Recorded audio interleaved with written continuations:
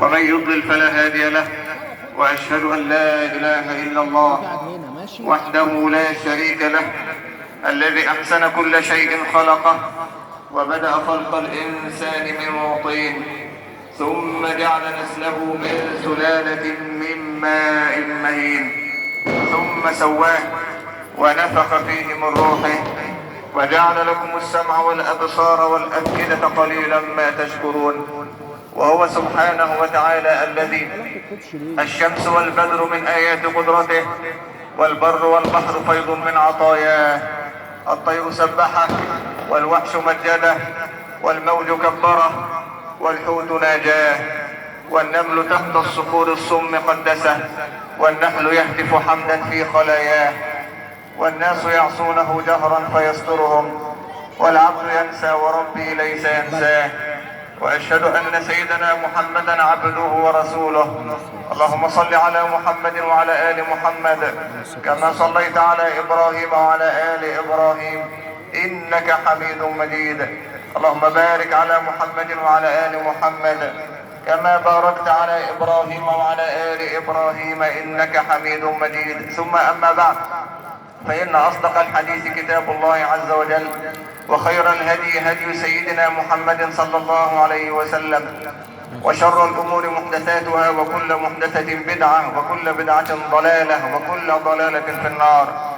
وما قل وكفى خير مما كثر وألهى، وإنما توعدون لآت وما أنتم بمعجزين. يا أيها الذين آمنوا اتقوا الله حق تقاته ولا تموتن إلا وأنتم مسلمون. يا أيها الناس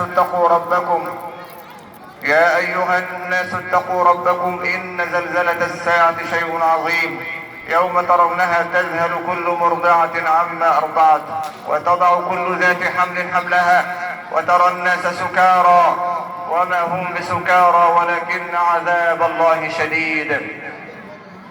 يوم الجائزة، نحن في يوم الجائزة، نسأل الله أن يتقبل منا الصيام والقيام، وما كنا لنوفق لصيام أو قيام لولا أن وفقنا الله عز وجل.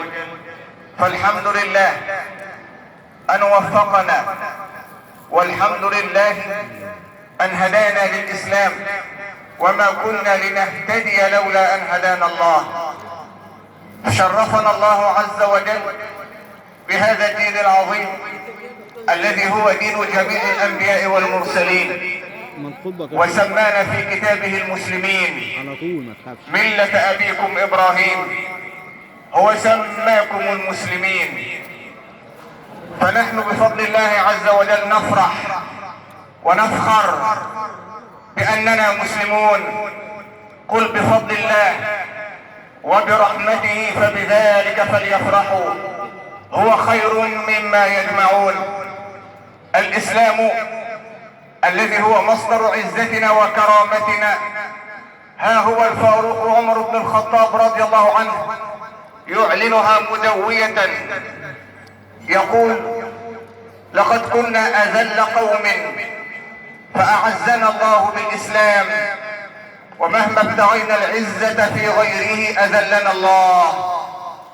وها هو النبي صلى الله عليه وسلم يقول: وجعل الذل والصغار على من خالف أمري، فليحذر الذين يخالفون عن أمره صلى الله عليه وسلم أن تصيبهم فتنة أو يصيبهم عذاب أليم. إن الله عز وجل اصطفانا من بين خلقه، ومن علينا بأكبر نعمة هي التوحيد.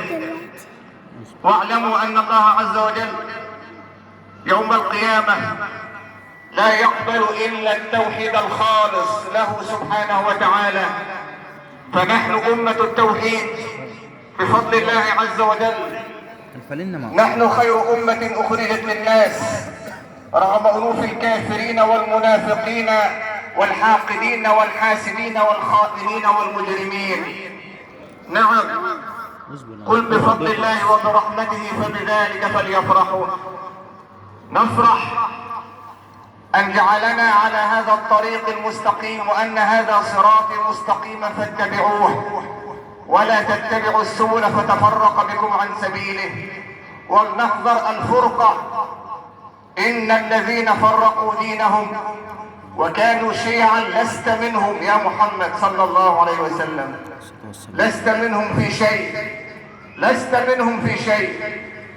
إن هذه أمتكم أمة واحدة وأنا ربكم فاعبدون. وإن هذه أمتكم أمة واحدة وأنا ربكم فاتقون. نعم، نحمد الله عز وجل أن وفقنا للصيام والقيام. ومن علامات القبول، ربنا تقبل منا إنك أنت السميع العليم، من علامات القبول أن يداوم العبد على نفس العبادات والطاعات والخيرات التي كان يقوم بها في رمضان، التي وفق لها من قبل الله في رمضان. فنحن أيها المسلمون لسنا رمضانيين، وإنما نحن ربانيون. واعبد ربك حتى يأتيك اليقين، أي حتى يأتيك الموت. نعم، هذا هو ديننا. تركنا رسول الله صلى الله عليه وسلم على المحجة البيضاء في غاية الوضوح لا لبس فيها، ونسأل الله عز وجل أن يثبتنا على هذا الدين. فاللهم يا مقلب القلوب ثبت قلوبنا جميعا على دينك. نخرج من رمضان بدروس كثيرة، وأول درس هو التقوى. اللهم اجعلنا من المتقين. التقوى هي الغاية، هي الحكمة التي من أجلها فرض الله عز وجل علينا الصيام. كتب عليكم الصيام كما كتب على الذين من قبلكم لعلكم تتقون. فإذا ما وصلنا إلى هذه الدرجة بفضل الله عز وجل فهذا هو المراد من الصيام. ونتعلم أيضا من صيام رمضان البذل والعطاء والإنفاق في وجوه الخير كما كان يفعل رسول الله صلى الله عليه وسلم. فكان صلى الله عليه وسلم أكرم الناس، كان أجود الناس، خاصة في رمضان صلى الله عليه وسلم.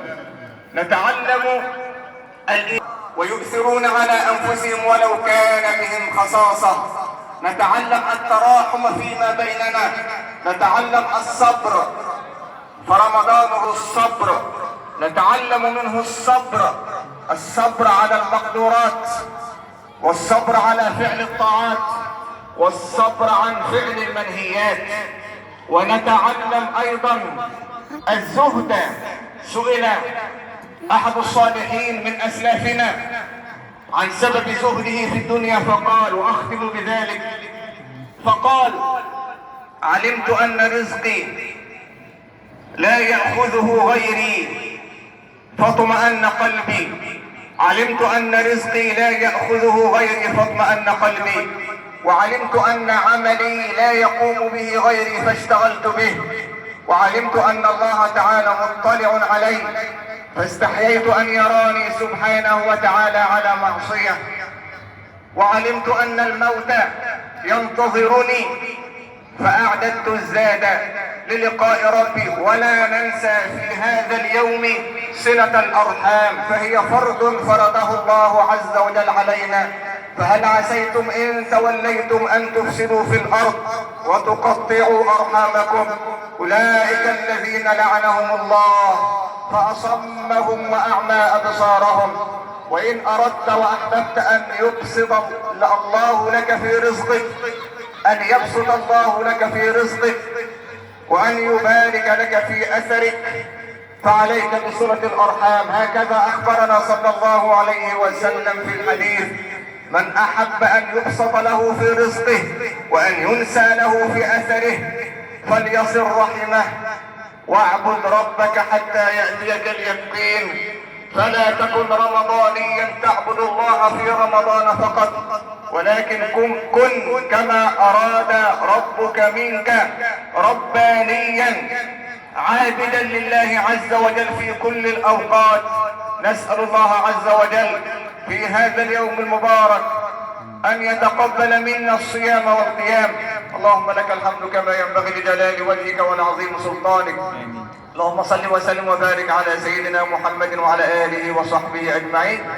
ربنا تقبل منا إنك أنت السميع العليم، وتب علينا يا مولانا إنك أنت التواب الرحيم. اللهم لا تدع لنا ذنبا إلا غفرته، ولا هما إلا فرجته، ولا أمرا إلا يسرته، ولا دينا إلا قضيته، ولا مريضا إلا شفيته، ولا مبتلا إلا عافيته، ولا ميتا إلا رحمته. اللهم ارحم موتانا وموتى المسلمين، اللهم أكرم نزلهم، اللهم وسع مدخلهم، اللهم تجاوز عنهم، اللهم اجعل قبورهم روضة من رياض الجنة، ولا تجعلها حفرة من حفر النار. يا عزيز يا غفار، اللهم يا حي يا قيوم يا مغيث اغثنا واغث اخواننا المكروبين في كل مكان.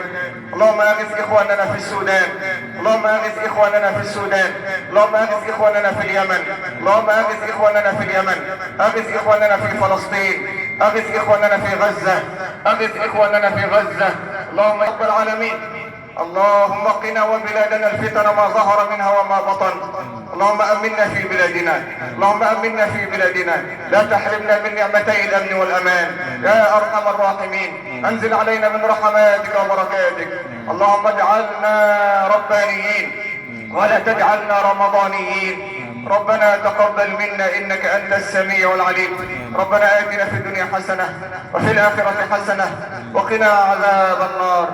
امين امين. صلى اللهم وسلم وبارك على سيدنا محمد وعلى اله وصحبه اجمعين، واخر دعوانا ان الحمد لله رب العالمين، وتقبل الله منا ومنكم، وكل عام وانتم بخير.